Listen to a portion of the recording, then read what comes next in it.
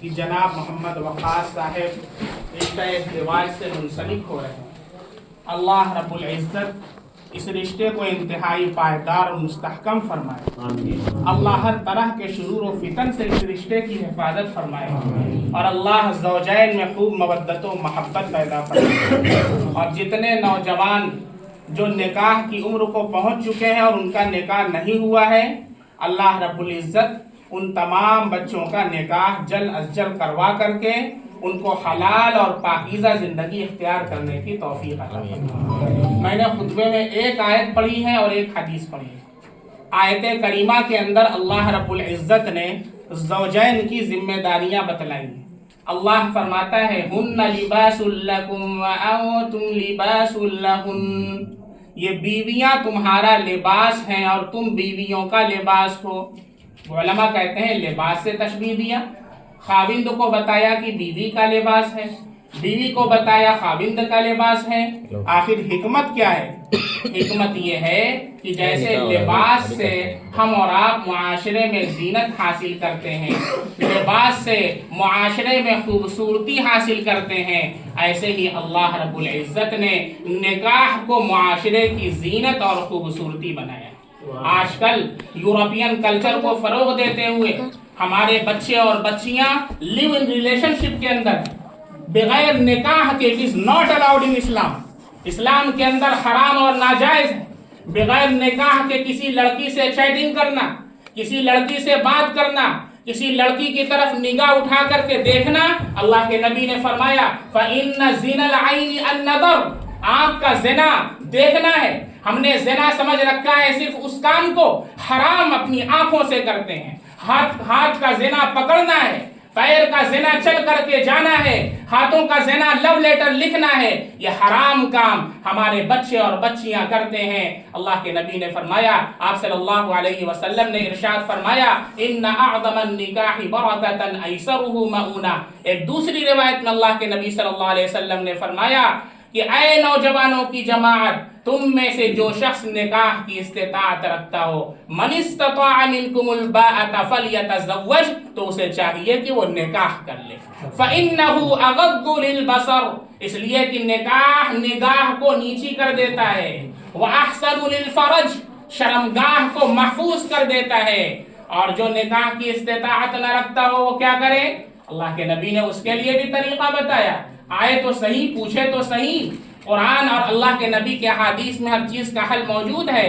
فرمایا وَمَن لَّمْ يَسْتَطِعْ، اور جو نکاح کی استطاعت نہ رکھتا ہو فَعَلَيْهِ بِالصَّوْمِ، اس کے لیے روزہ رکھنا لازم ہے۔ فَإِنَّهُ لَهُ وِجَاءٌ، روزہ اس کی شہوت کے لیے ڈھال بن جاتا ہے۔ ابھی رمضان کا مبارک مہینہ آ رہا، آپ دیکھیں مسجدیں پر ہو جاتی ہیں، کیوں؟ انسان روزہ رکھتا ہے، روزہ شہوت کو توڑ دیتا ہے۔ یہ جو شہوت ابھرتی ہے، جتنا کھائیں گے پیئیں گے اسی کے بعد کچھ کرنے کو دل چاہتا ہے۔ اللہ کے نبی نے کہا استطاعت نہیں ہے، نکاح کی ایج کو پہنچ چکے ہو، اب روزہ رکھو جب تک کہ نکاح نہ ہو جائے تاکہ گناہ پر کنٹرول ہو سکے۔ اللہ رب العزت نے قرآن میں اسی کو فرمایا ہن لباس لکم، یہ بیویاں تمہارا لباس ہیں، نکاح کے ذریعے معاشرے میں زینت اور خوبصورتی حاصل کرو، فخر کے ساتھ کہو یہ میری بیوی ہے، فخر کے ساتھ بیوی کہے یہ میرا شوہر ہے۔ آج کل فخر سے کیا کہتے ہیں؟ لڑکیاں کہتی ہیں ہی از مائی بی ایف، لڑکے کہتے ہیں شی از مائی جی ایف۔ شرم نہیں آتی کہتے ہوئے؟ حرام کرتے اور کہتے ہو کہ جی ایف اور بی ایف۔ اللہ رب العزت کے نزدیک ایسے لوگ حرام کرنے والے ہیں، زنا کرنے والے ہیں۔ قرآن کہتا ہے وَلَا تَقْرَبُوا الزِّنَا، زنا کے قریب مت جاؤ، وَلَا تَزْنُوا نہیں فرمایا، فرمایا وَلَا تَقْرَبُوا الزِّنَا، زنا تک لے جانے والے جتنے اعمال ہیں سب حرام۔ دیکھنا، جس دیکھنے کی وجہ سے اس کی محبت میں گرفتار ہوگا، ناجائز۔ مفتی صاحب بہت سے لوگ مسئلہ پوچھنے آتے ہیں، ہم نے تو سنا ہے پہلی نگاہ معاف ہے۔ میں نے کہا پہلی نگاہ اس وقت معاف ہے کہ جب اچانک پڑ جائے فوراً نگاہ نیچی کر لے، استغفر اللہ پڑھ لے۔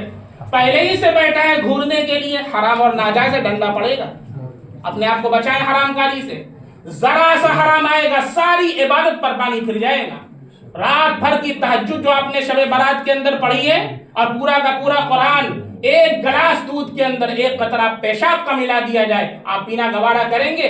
ہمارا یہی حال ہے، ہم خوب عبادتیں کرتے ہیں لیکن تھوڑا سا حرام کر لیتے ہیں، تھوڑی سی بدنظری کر لیتے ہیں، تھوڑا سا آنکھ مار لیتے ہیں، تھوڑا سا لو لیٹر لکھ لیتے ہیں، سب کے اوپر پانی پھر جاتا ہے اور اللہ رب العزت کے نزدیک اپنے آپ کو ہم مجرم ٹھہرا دیتے ہیں۔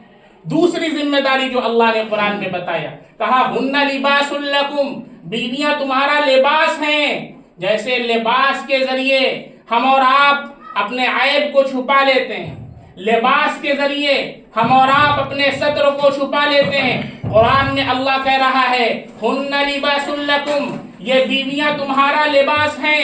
اب شوہر اور بیوی کا رشتہ قائم ہو چکا ہے، لہذا بیوی اگر شوہر میں کوئی عیب دیکھے تو وہ اس کا لباس ہے، یہ اس کی ذمہ داری ہے کہ وہ اس کے لیے لباس بن جائے، اس کو چھپا لے، اس پر پردہ ڈال دے۔ اللہ کہتا ہے ہن لباس لہن، فرماتا ہے وَأَنْتُمْ لِبَاسٌ لَهُنْ، اور تم بیویوں کا لباس ہو۔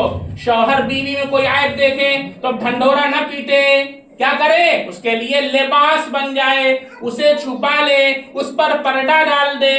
اگر معاشرت کے ابواب پر عمل ہو جائے تو ہر گھر جنت کا گہوارہ بن جائے۔ ہم تو جانتے ہی نہیں کہ معاشرت کسے کہتے ہیں۔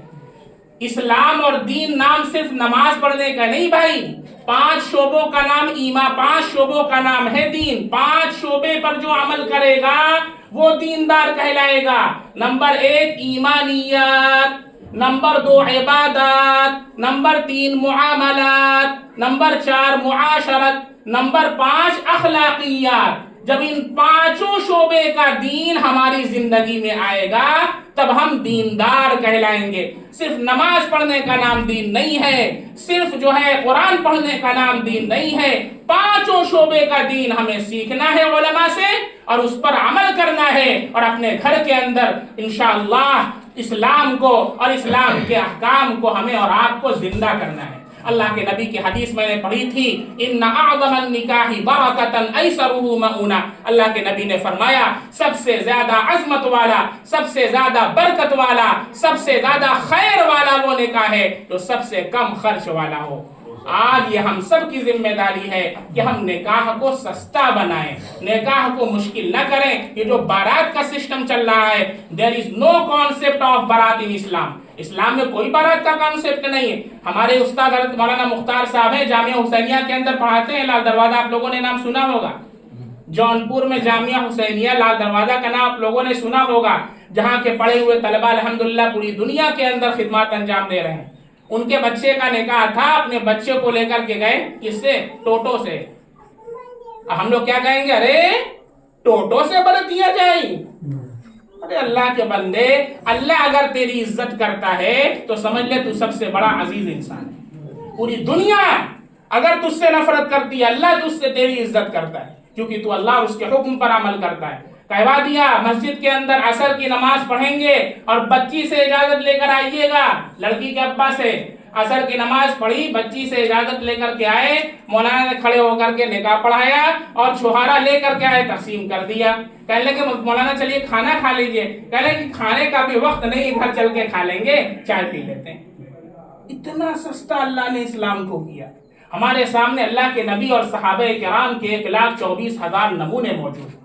میرے بھائی نوجوانوں سے میں درخواست کرتا ہوں آپ آگے آئیں اور امت کے لیے ایک مشعل راہ قائم کریں، امت کے لیے ایک ایگزامپل بنے، امت کے لیے ایک نمونہ بنے کہ ہماری شادی میں کوئی بارات نہیں جائے گی، ہماری شادی میں کوئی خلاف شریعت کام نہیں ہوگا، تاکہ آنے والی نسلوں کے لیے کتنی ایسی آپ کی بہنیں ہیں، بیٹیاں ہیں جو بڑھاپے کی عمر کو پہنچ چکی ہیں، باپ قرض لینے پر مجبور ہے لیکن پیسہ نہ ہونے کی وجہ سے اس کا نکاح نہیں ہو رہا ہے۔ اتنی جگہوں سے فارچونرز کی ڈیمانڈ کی جاتی ہیں، جہیز کے اندر ایسے لوگ سراسر بھیکاری ہیں کہ جو لڑکی والوں سے ڈیمانڈ کرتے ہیں۔ اس لیے ہمیں اور آپ کو اللہ کا خوف اپنے دل کے اندر پیدا کرنا ہے۔ قرآن کہتا ہے وَلِبَاسُ التَّقْوَى ذَلِكَ خَيْرٌ، سب سے بہترین لباس کون سا ہے؟ تقویٰ کا لباس ہے۔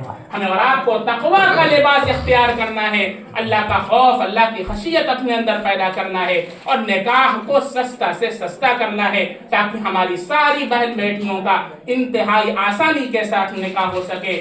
زنا کو مشکل کرنا ہے، اللہ کے نبی نے زنا کو مشکل بنایا تھا۔ آج ہمارے معاشرے کے اندر زنا 400 میں 500 کے اندر ہو رہا ہے، اور نکاح کرنے کے لیے بچے اور بچیاں مجبور ہیں، لیکن نکاح معاشرے کے دباؤ کی وجہ سے نہیں کر پا رہے کیونکہ ہم نے نکاح کو مہنگا کر دیا ہے۔ تو نکاح کو سستا کریں گے انشاءاللہ، اللہ کے نبی کی سنت کو زندہ کریں گے انشاءاللہ، اللہ رب العزت آپ حضرات کو بے انتہا قبول فرمائے۔ اب جو نکاح کا خطبہ پڑھا جائے گا، نکاح کے خطبے کا سننا بھی اسی طرح واجب، موبائل کو تھوڑی دیر کے لیے بند کر لیجئے، نکاح کے خطبے کا